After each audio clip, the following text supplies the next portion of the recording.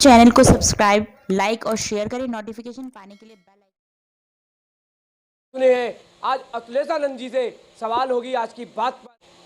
सबसे पहले आज की बात पर एक बार फिर से स्वागत है। तो जिस तरीके से हमारी आपसे बात हुई थी किसी के जरिए, तो आपने कहा मैं दिल्ली आकर सबसे पहले मैं आज की बात से संपर्क करूंगा, क्योंकि आपको किसी ने जानकारी दी थी मेरे बारे में। तो क्या जानकारी दी थी आप ये बताएंगे? यहाँ पर मेरे गुरुदेव साईं प्रज्ञा धाम बना हुआ है, विश्व माता गायत्री ट्रस्ट जी। विशाल आश्रम है। हमारे ओम प्रकाश शर्मा जी होकर के आए हैं। एक जंतर मंत्र में योगी धनंजय हैं, वह भी रहते हैं। और आपके बारे में सुना कि आप सत्य के पथ पर चलने वाले एकमात्र ऐसे पत्रकार हैं, सुबोध साथ जी। तो मैंने आज की बात में लोगों से पूछा कि भाई सुबोध जी कैसे मिलेंगे, उनको बुलाओ और मेरे आश्रमों की व्यवस्थाएं देखें। और यह भी एक सर्वभौम भूतेश्वर महादेव मठ मंदिर है। यहाँ पर अभी कमेटी का भी गठन होने जा रहा है, वो सब होगा यहाँ पर।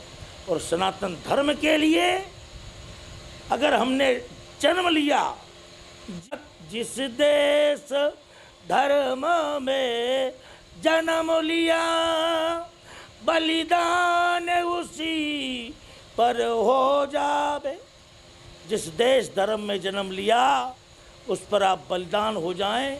और मैं तो 4.5-5 वर्ष की उम्र से संत हूँ।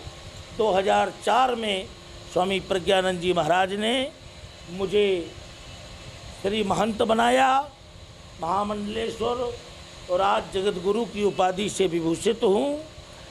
क्योंकि कई शंकराचार्यों से वाद विवाद भी मेरा होता रहता है, शास्त्रार्थ भी होता रहता है। क्योंकि झुकता तो हर कोई है, क्योंकि झुकना भी चाहिए, लेकिन कहाँ परमात्मा के। बिल्कुल है, झुकता वही है जिसमें जान होती है। वो अकल मुर्दों की खास पहचान होती है।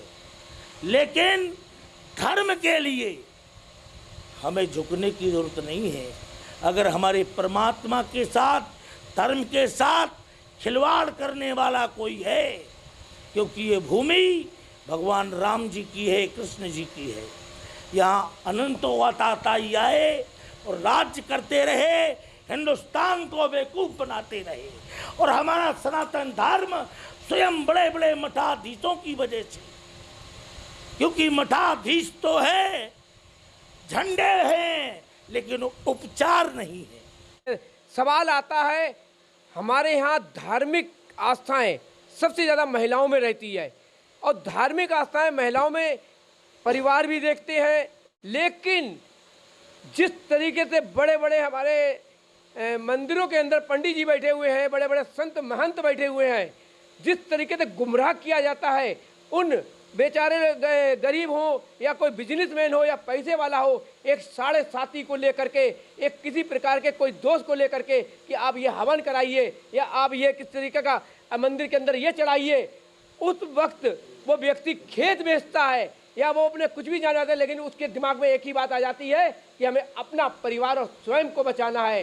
क्या ये सत्य है या एक केवल क्या दिखावा है? देखिए, आज की बात पर सुबोध साथ जी, मैं आपको बता दूं, हर धर्म अपने देश धर्म को बढ़ाता है। और ये सनातन धर्म आज का नहीं, अनंत वर्षों का है। संवत 4 में मोहम्मद सल्लल्लाहु अलैहि वसल्लम आए, तब से मुस्लिम धर्म चला।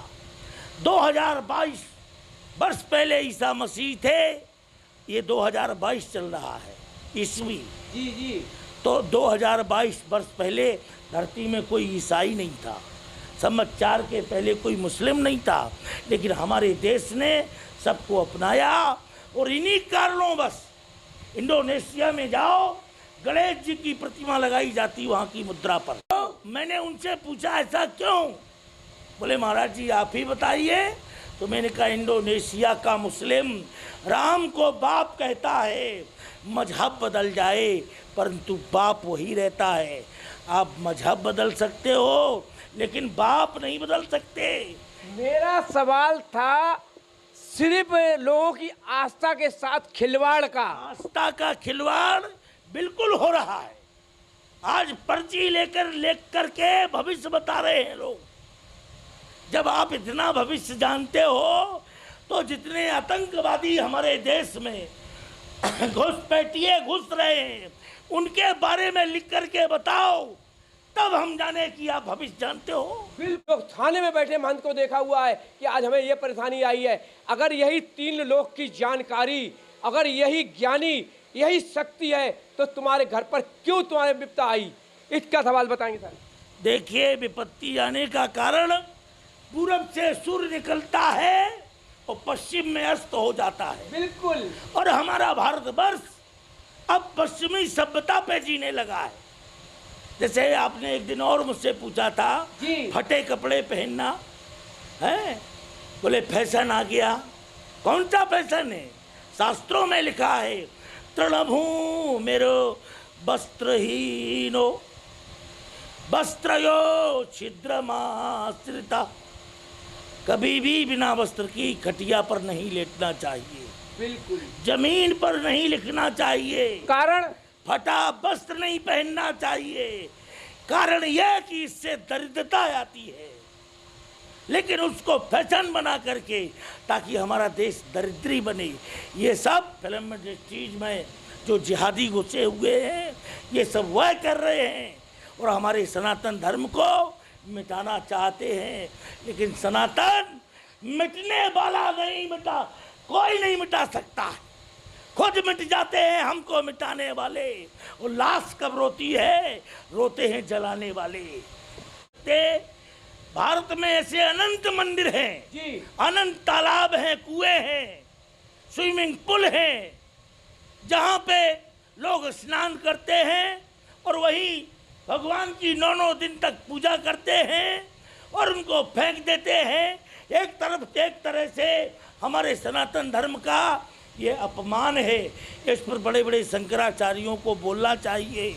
अगर जल प्रवाहित भी करना है मूर्ति को तो गंगा यमुना क्षिप्रा विप्रवती सर्वदा पुण्य सरलया।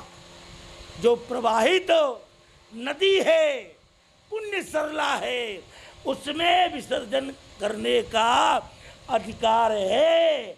और अगर आप जगह जगह करोगे तो आप अपने स्वयं नरक जाने की और जल्दी मिट जाने की तैयारी कर रहे हो।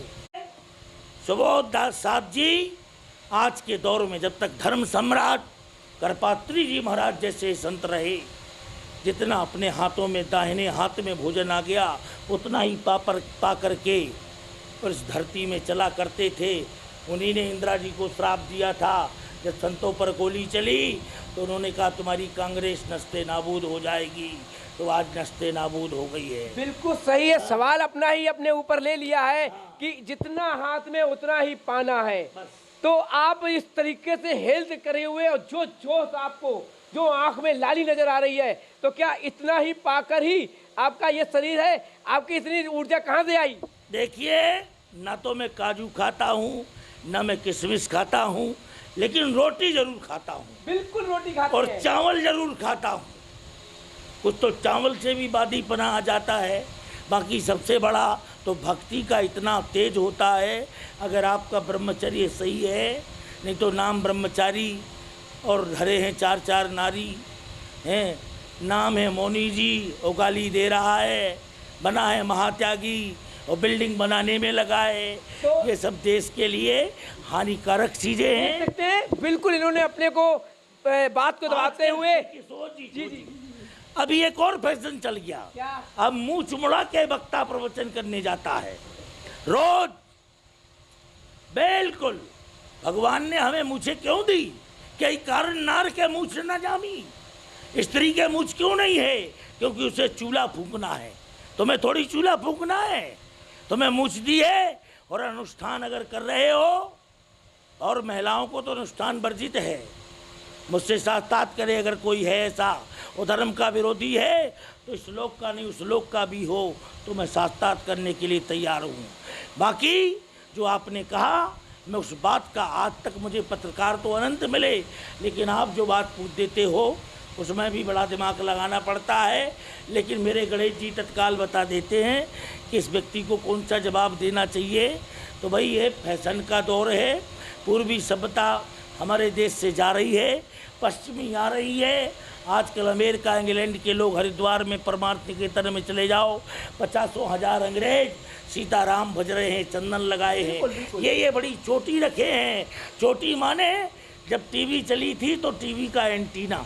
तो क्या एक मिनट, जिस तरीके से हमारे हिंदुस्तान के अंदर जो पहले कहा जाता था अंग्रेजों का राज था, अंग्रेज गए हम स्वतंत्र हुए, आज वही विदेश के अंदर राधा के जो श्री कृष्णा वाले हैं और बहुत मन से जो है जाप करते हैं, पूजा पाठ करते हैं, चाहे वो किसी भी जगह चले जाओ। अभी कहा कि तुमने कि गणेश जी की वहाँ पे प्रतिमा लगी हुई है, वो अपने पिता मानते हैं उनको। आज हमारे हिंदुस्तान के अंदर क्यों ये डाउन होता जा रहा है? ये इसलिए क्योंकि सब अपने अपने अलग विचार देते हैं।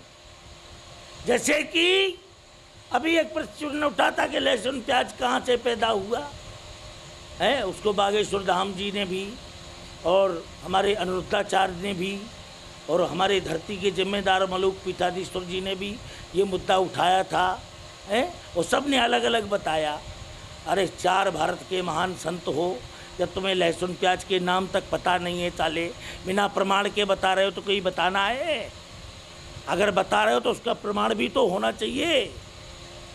लहसुन प्याज तो हर जाति का व्यक्ति जानता कि लहसुन प्याज है, लेकिन संस्कृत में इसका नाम क्या है बता दीजिए, हमारे जितने सुनने वाले चैनल वाले नया ज्ञान मिलेगा। पांडुलम सर्वयो नित्यम पाताल बीजम चयमृता। पांडुल नाम है प्याज का, ध्यान देना। पाताल बीज नाम है लहसुन का, और ये कंद में आते हैं, कंद में, फल फूल में। और संत